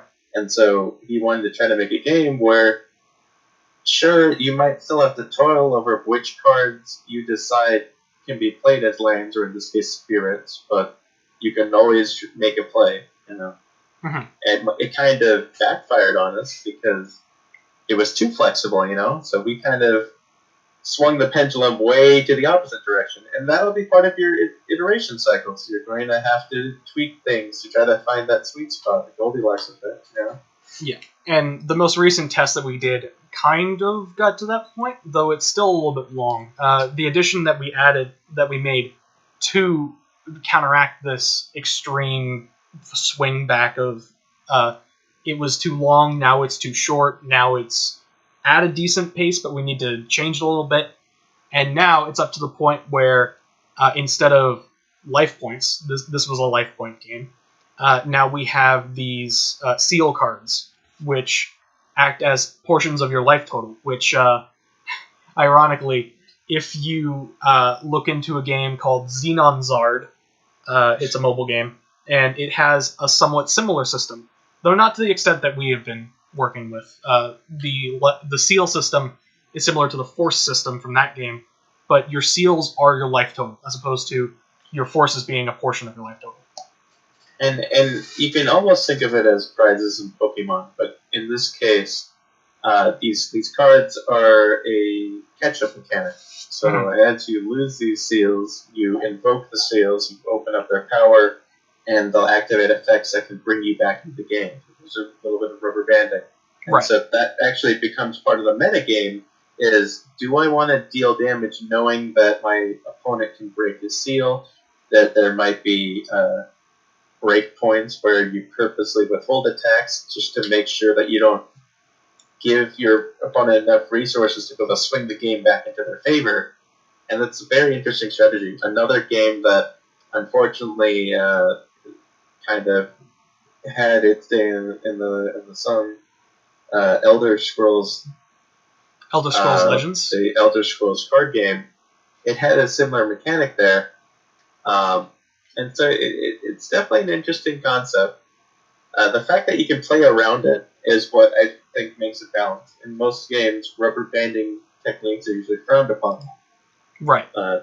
Importantly, unlike Elder Scrolls or unlike Xenonzard, the cards in your seal pool are flexible. So you can play them in either your main deck or your seal pool, or sometimes they're only seals. And each seal has an amount of life on it that's dedicated to it, and if an opponent hits it but doesn't break the seal, then it gets revealed, and they have information that they can play around in order to prevent you from gaining an advantage over. Right. So you physically attack whichever spot. It's not a matter of I attack you directly, and then now me as a defender I allocate the damage. You're actually attacking specific slots. This was inspired by a game called Duel Masters, actually. Yeah.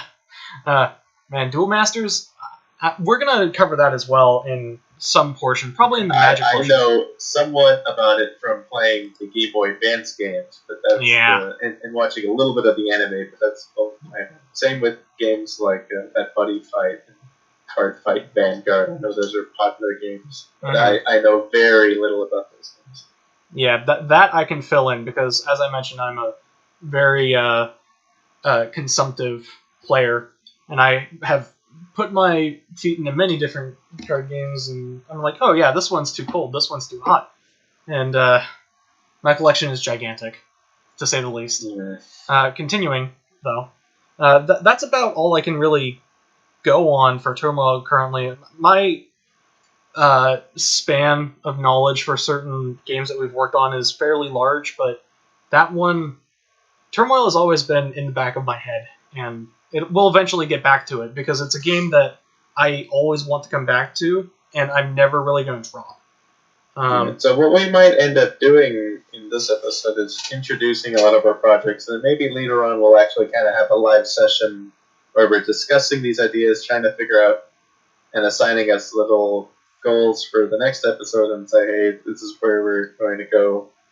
We're going to try to lead into this direction. We're going to try to bring this back. We want to isolate and test this mechanic. Try to find some sort of way to revive these series. That's one of the reasons why I wanted to make this podcast, is to give us a reason to openly discuss these ideas that maybe aren't our like all-star hitters, the ones that we really just wanted to focus on. It kind of gave us a chance to let the bench warmers have a spotlight.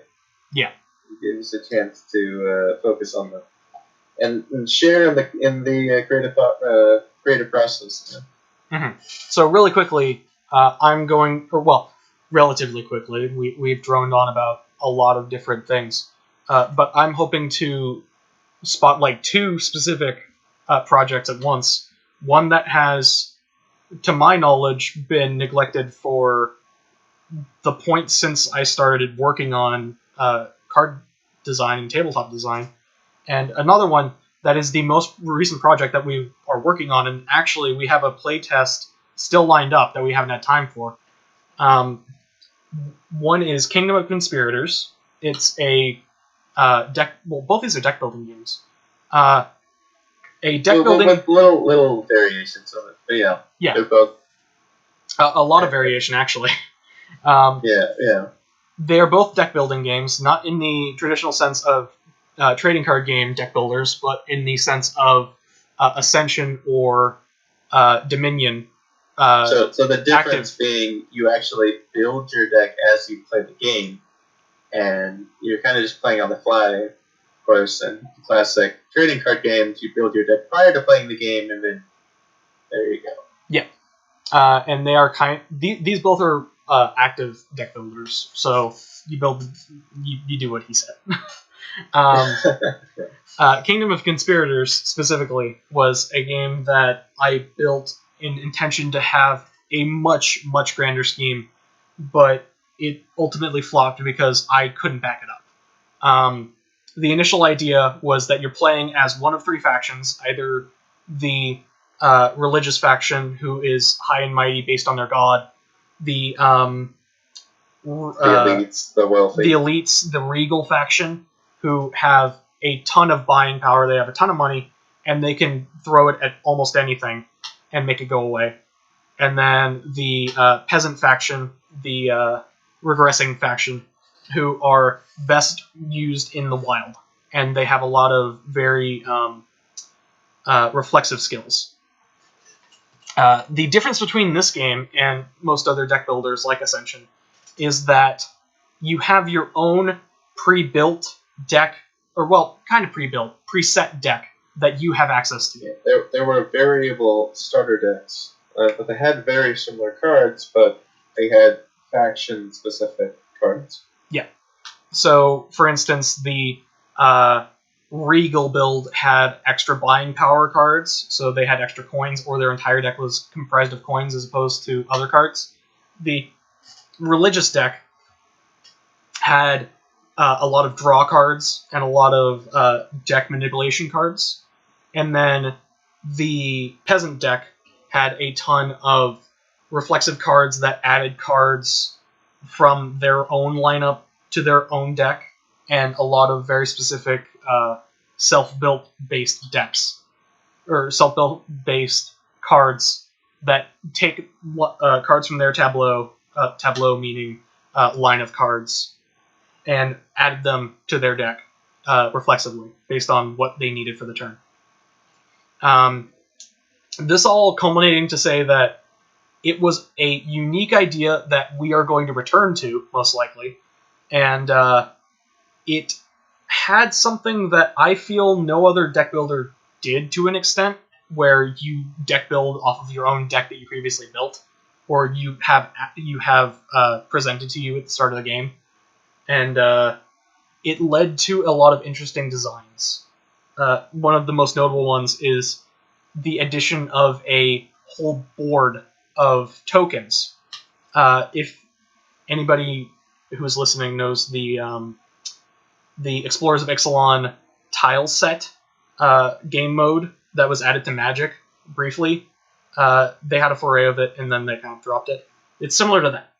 I won't go into more detail because we need to speed up a bit, but that was the general idea. The other game that we are currently working on, and I actually like a lot, and I think Hellfire does too. Yeah, I'm so glad that we've gotten to this point. We've finally conquered some of the fears that we've had about the game. Right. The current game that we're working on is Tomes Chronicles of the Casters. Is what is the name that we've come up with. The name I was trying to workshop was the Casters Consortium. We've been calling it code name Tomes. Is what we've been calling it. Yes. Yeah. The basics, because the game is very complicated. Unfortunately, it's something that's very hard to teach, or at least initially teach, until you have 1 or 2 games, because there is a lot of dense card design. So it sort of helps because it's inspired by kind of fantasy, magical RPG sort of things. You've got 4 elements: air, water, fire, and earth, and you're all proteges trying to learn to master the elements. Mm-hmm. And so this is all represented on the lineup of cards that you have via libraries, which contain a variety of tomes. And these are the cards that you'll buy and create a deck out of. Right. And what's interesting about this game is that there are separate libraries that represent each element. And so the lineup in this game is actually pretty substantially bigger than most other libraries. It's not just like Dominion, where you have specific stacks that you designated at the start of the game.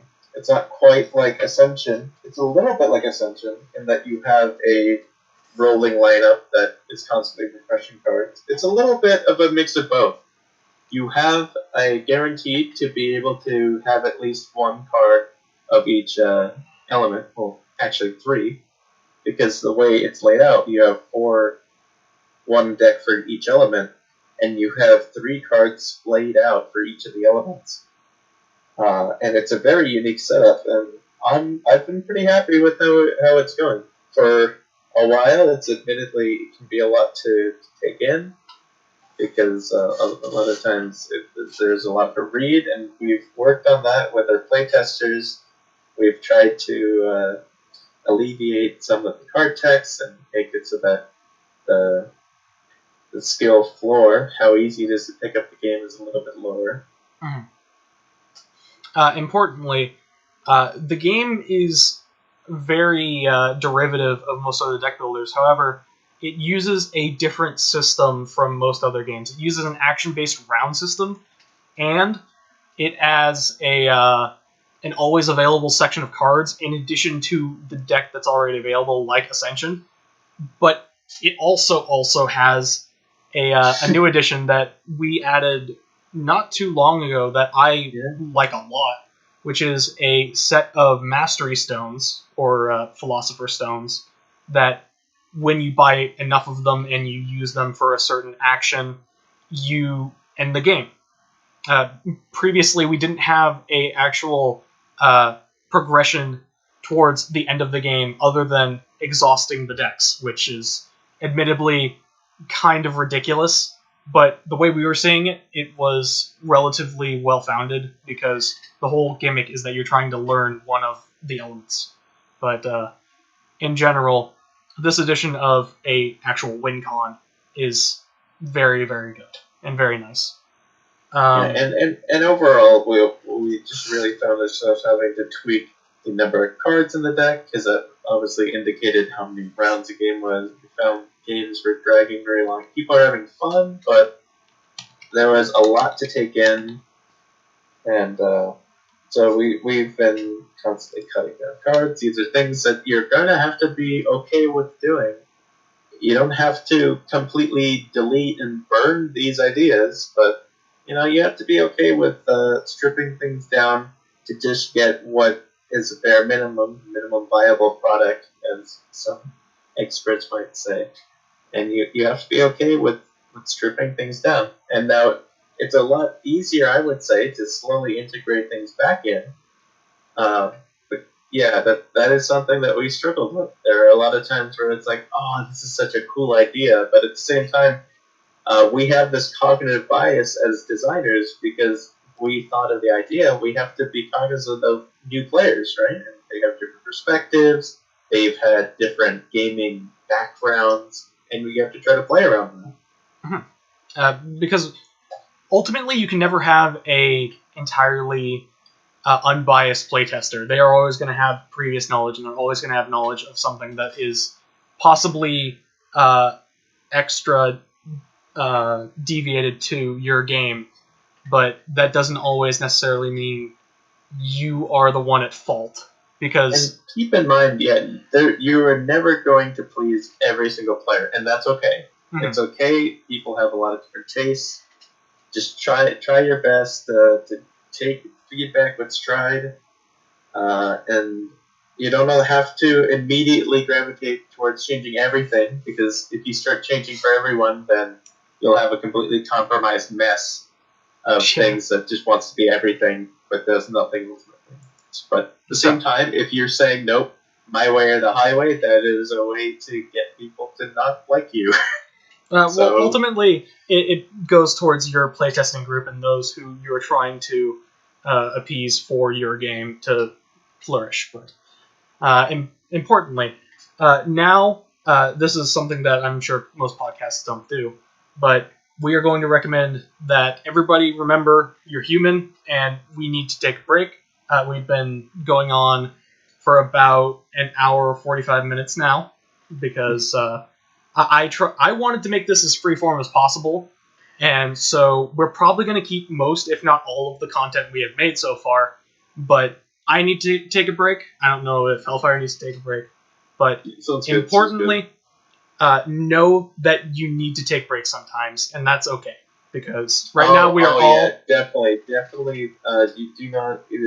It is okay to get a little bit burnt out. It's okay to take breaks. Importantly, the whole world is kind of taking a break right now, so you might want to do that too. We will... There's not going to be a break in between recording, but we are going to resume shortly if there is a break. I don't know if I'm editing one, but there's your point.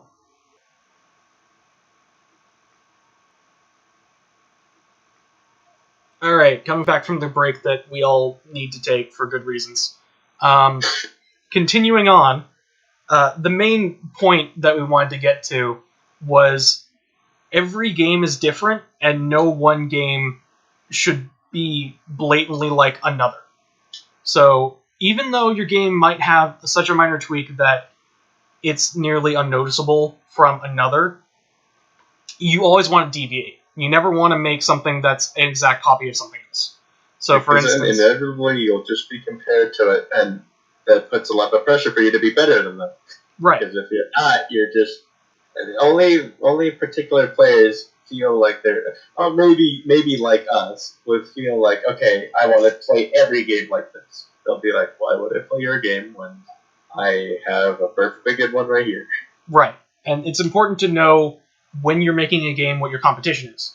So putting forward, we want to highlight games that might be similar to or might inspire certain designs specific to what you're trying to build.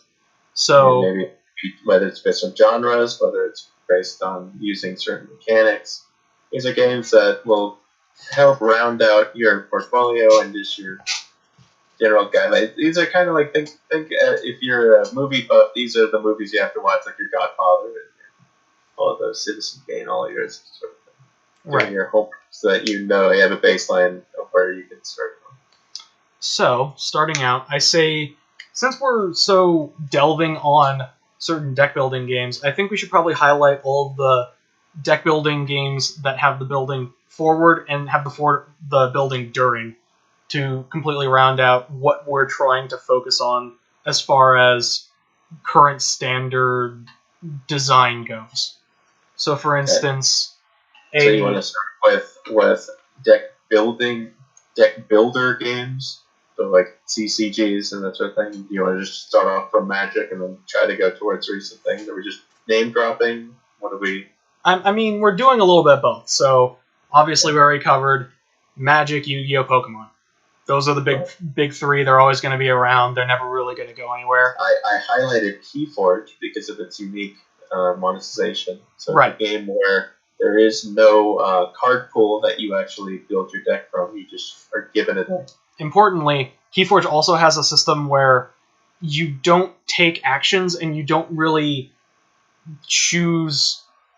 There's no real tempo. It's a game where the combat and the way that you win is it actually kind of almost feels like a Euro game. Yeah. You're trying to assemble keys, and you do so by building up these ember bonuses that you can acquire from making cards, using what would traditionally be considered board control in other games to mine and what's a word that they use for when you acquire generate or no there's a specific word. Harvest. Reap. Harvest. Something reap. Thank you, reap. Yes. So yeah, Keyforge is a very different game compared to the other ones that we've talked about. I highly recommend if you have an LGS and you have a chance to go down and buy some decks and play, do it, because it will give you a large amount of information based on games of its type. Like Hellfire said, Euro game. Euro games are specific games where there's no real direct conflict. It's all based around an economy. And it tends to be based on just trying to take actions more optimally than other people. It contrasts from games that might rely on take that, where there's I'm directly affecting you in a negative light. Sometimes that can be deemed as unskillful. Other times people have taken randomness and chaos and made it into a good thing. It can be celebrated. There's different camps. But you can take mechanics from all these kinds of genres. It's important to kind of have that baseline of those types of games so that you can know how to better inform your own design. Yes. Really quickly, I want to highlight on the extreme anime portion of card games. Card Fight Vanguard, Buddy Fight, and Weishwartz are all made by the same company, Bushiroad. I recommend you look those up on your own because they are very difficult to pinpoint what's good about them because they are very dense.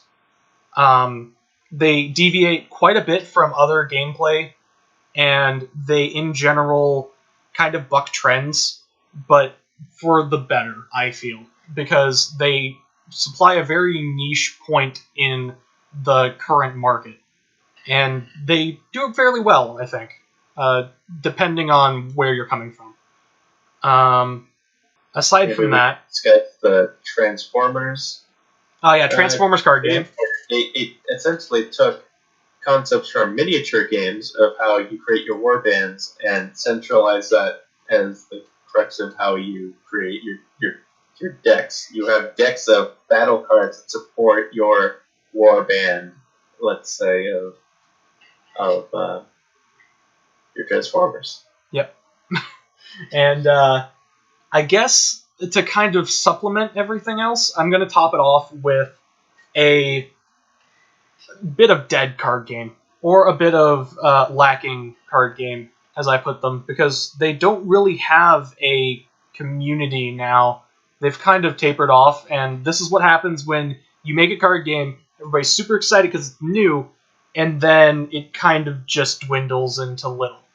And that can just be a thing where there wasn't enough tournament support. Sometimes you need something big and flashy like these events to drive people to want to go. And even then, it's not necessarily that they're dead. They just have a very small community. And if you decide to look them up, I recommend it. I recommend that you take it with a grain of salt and you delve deep into what the game is about and what the community thinks about it. Because, in general, most dead card games have a fairly decent community following, but to an extent. So, the ones I'm talking about specifically are Lightseekers, uh, Warhammer Age of Sigmar, the card game, and Exodus. They are not dead, at least not mostly. And Lightseeker specifically has a app that's on the Switch and mobile, and it's actually fairly good. I liked it for the time that I played it. The main reason that I didn't play it, and I'm still not playing it now, is because my friend base dropped it, and I have too many other things to occupy myself with to keep it up.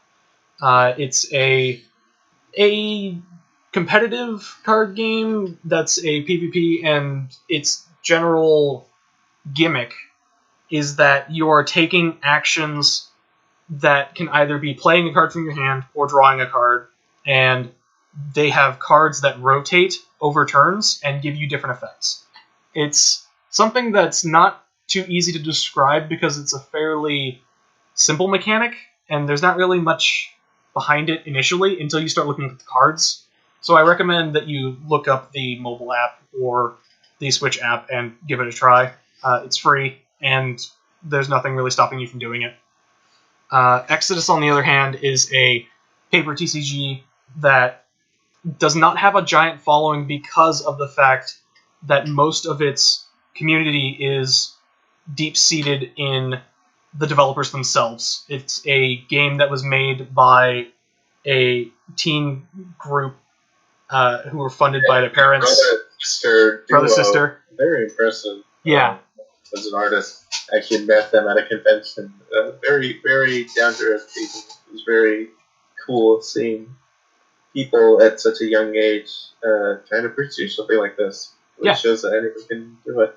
To my knowledge, it's ongoing. I'm in their Discord server, and it seems relatively active, not the most active thing. But the people who I've met with and talked about the game, they seem like very nice people, and I've played the game with my friends a couple times. I'm the only one who has cards for it, because unfortunately their distribution is fairly strict. But in general, if you have time, pop down to their Discord, check it out. And if you have a following of people who would like to play it, I recommend grabbing a couple starters off their website, possibly trying to get it down at your LGS, because it's a very good game, I think. Continuing.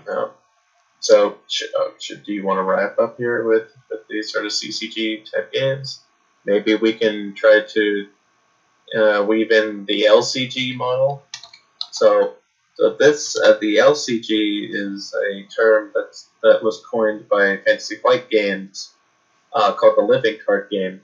And this differentiates from the classic monetization of games where you have to buy packs and you try to chase for popular cards and there's rarities and the market and all that stuff. Instead, they said, all right, here you go. Here's all the cards that you need. Here's an entire playset of all the cards that you want. And we'll also release regularly. This game will be alive because we'll keep infusing it with more and more card sets that you can buy and, again, have all of the cards that you need to play. And it's a really cool model. It works for people who don't want to invest so much trying to collect specific cards. Yep. And yet it still also allows the game to keep being fresh and allow the metagame to keep getting mixed up. Mm-hmm. And very popular games I would recommend include the Game of Thrones LCG. There's Android Netrunner is a very popular one. There's Jinteki.net, which is specifically used online for Netrunner players. And then I would also recommend looking at Discords and the official Reddit subreddit for that. Legend of the Five Rings is a really good one. We could talk about what's the Star Wars one called? I think it's just Star Wars Force or Star Wars Forces or something like that. I don't remember, but it's a dice-based LCG that's also quite good. It leans a little bit more into the TCG territory, but from my experience with it, it's actually not it's fairly well priced compared to other card games, and in general, if you can get a community behind it, they get super behind it. Aside from that, LCGs that I know and have played personally are on the lower end, but one that I know and I probably will get into is the Eldritch Horror Arkham Horror, LCG. Yeah, Arkham Horror seems fairly good. If I could find people who are into it or want to get into it, I will. These are a theme of cooperative ones as well. There's a Marvel Champions. Yeah. Right. One that I really want to note real quick is the Dice Masters TCG. It's not necessarily a TCG anymore. They developed into the territory of LCGs, and they've started building it themselves towards a more LCG-based system, so that now you buy single sets on their own, and you play that as you would in a TCG setting. Dice Masters is one that I'm probably going to return to if we do a dice-based game episode, because... Ooh, which we did have a demo that was... Yeah. Don't spoil anything. Yeah. But spoilers. Anyway. Spoilers, we have a dice-based game. But other than that, Dice Masters is one that if you can get your hands on a set, play it. It's not that hard to grasp, and it's a fairly good game in its own right. And since it's an LCG-based format, go for it. But now, let's focus on the active building deck builders. Sure. We had mentioned a digital one previously, Slay the Spire. That game you can sink hours into. I know I have, and still haven't beaten it. I'd rather start off with the classics first, and then build into. All right, the classics, you say. So we'll start with Dominion. Dominion's a granddaddy. It introduced the static lineup, so all the cards that were out were. You pick out the exact cards. You know exactly what's available in the market. Boom, bam, that's how you go. Mm-hmm. And then you got Ascension. And Ascension took that concept and said, well, what if we just had a center row deck and you'd flip up cards from it? And the idea would be that you have to adapt as you go and just try to work with whatever the best you got from the cards that are out and just try to build a strategy. So it's a lot more thinking on your feet. The game also started experimenting with multiple resources that you're managing, so no longer is it only actions and money. Now you've got your economy for buying cards and your economy for killing monsters. So this started a trend for games trying different economies entirely. Importantly, we've got your Star Realms and games such as that. There's also Shards of Infinity by the people who made Ascension. And these games, they take the mechanics from games like Magic, where you do kind of attack the players directly, and so it's this merging of the two things, and made by a lot of the champions who played Magic the Gathering. Very cool stuff. Go ahead. Importantly, I want to specify that Dominion and Ascension are victory point based games, and the ones he previously mentioned are PvP based attacking player games. It's fairly important to dictate that, because most games have varying different amounts of victory-based conditions that don't always match up with other previously noted knowledge of card games. Same and goes. That definitely changes the pacing of the game as well. In Star Realms, you have to be very, very cognizant of how much power is he getting, and how much time do I have to build up my economy? Do I have to just start switching to combat and rush down my opponent? And that's always a factor. Whereas in the other games, it could just be more like, which piles are running out? It looks like the game's about to end. I better start switching. Or it becomes, I'm trying to be able to switch into focusing on my victory point acquisition and that sort of thing. So these are all, you have to be able to understand how the pace of the game changes. That's always the thing you want to look out for, is making sure that your game has a natural transition towards the end game. Yep. We'll probably get into that later. Definitely. Importantly, I wanted to specify that victory point because the game Clank has a very different form of deck building where you're trying to build towards a movement system to move through a board in order to steal treasures from Dragon, which is very different. And I think in general, most of the games by Direwolf Digital are very good games. I recommend looking up Eternal as a both a TCG and a deck building game because they do both, just in different wordings. One is Eternal TCG, and the other one is Eternal Take the Throne or something like that, or Throne of the or It's a spin-off game that got a physical release as a deck builder. It's only a physical release. Right. I still have yet to get my hands on that one. I really want to. But yeah. Recommended on TTS. Yes, definitely. And definitely, a quick word about TTS. I know that sometimes it can be a little bit controversial for developers. I do assure you that for the most part, it's free exposure to developers. Definitely try to support them though. If you find a game that you think is rad, feel free to buy it. Use it as a way to demo. Yeah. In general, TTS is not infringing on any copyrights or anything, but make sure that you support developers of games you like. That's always necessary, and it goes for almost anything nowadays. Anybody who makes something, make sure you support them if you are demoing it or that sort of thing. But that's going forward, that's how projects die. They just go quietly into the night. Yep. Going into more of the traditional board game sense, Dale of Merchants is a game that I really like, and I recently backed the Kickstarter for the third game in the series. It's a sort of shuffle building deck builder that I like the style of. You build a stall as an emergent stall of cards as you progress through the game, and you buy new cards. In the same vein, though not in the same style, Smash Up is a great game. It's sort of a simplified deck builder in that you choose two factions and shuffle them together, and that's it. But it's a game that I recommend trying.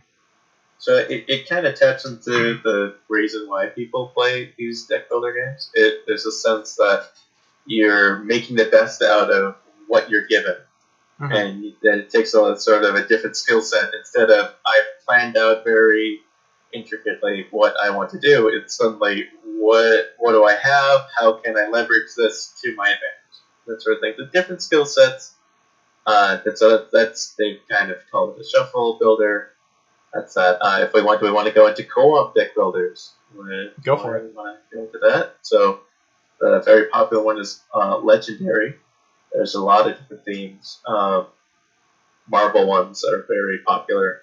I highly recommend the Alien vs. Predator one. I really love what they did with those. But all of the Legendary games are great, and they're all co-op.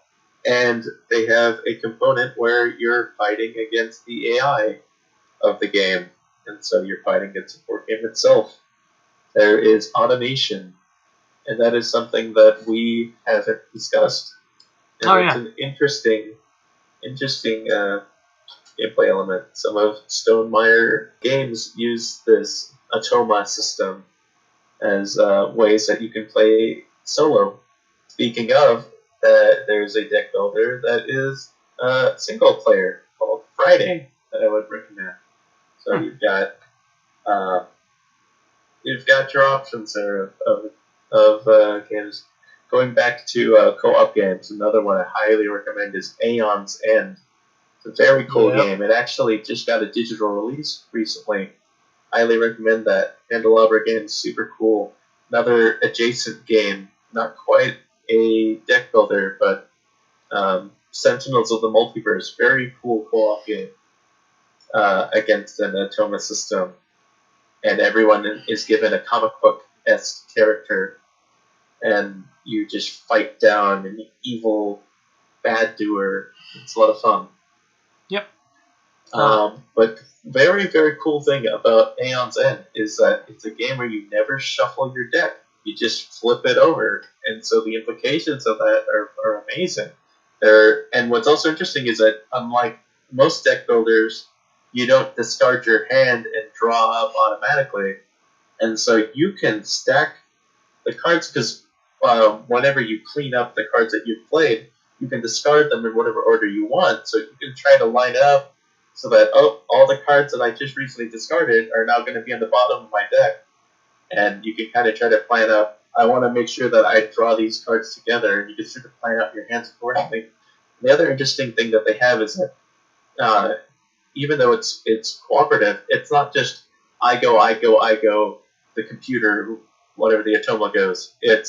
There's this very interesting thing that you have to play around that has RNG, random number generation. There is randomness to it, but it determines priority. There's a deck, and you shuffle in stacks of your character and what's called the nemesis in that game. And you have to play around that. You shuffle this deck and you deal it out.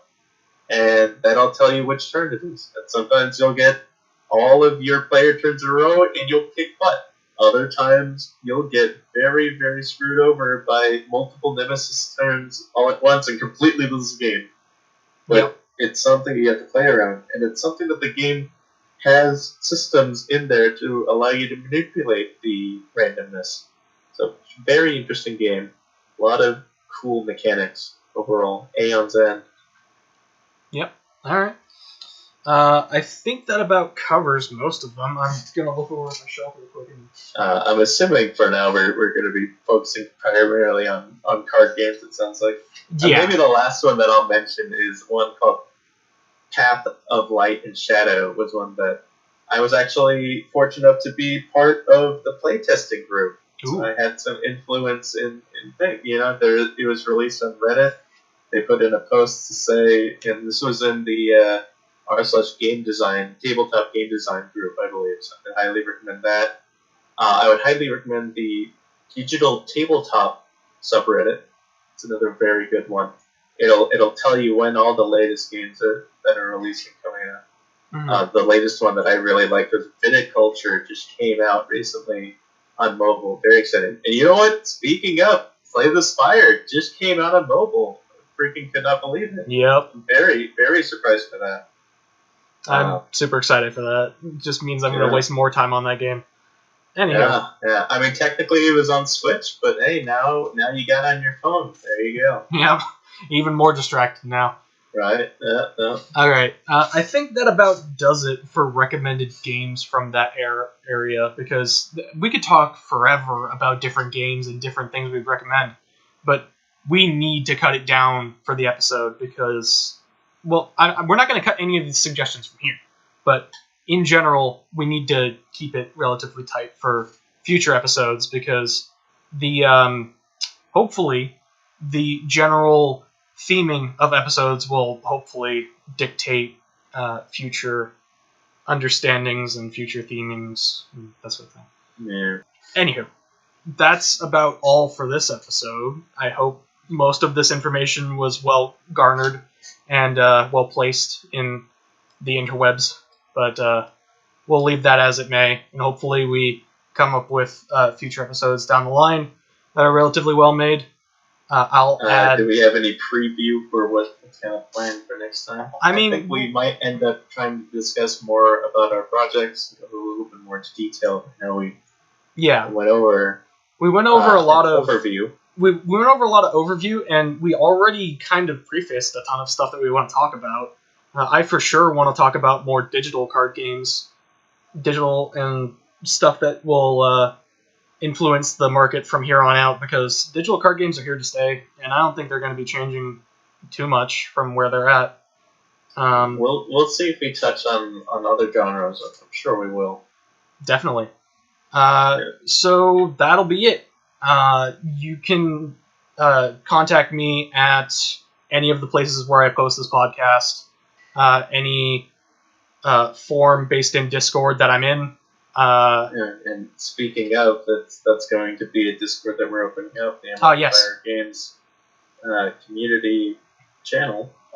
Emerald Fire Team will be available at hopefully an amount of time that is useful for people who are listening.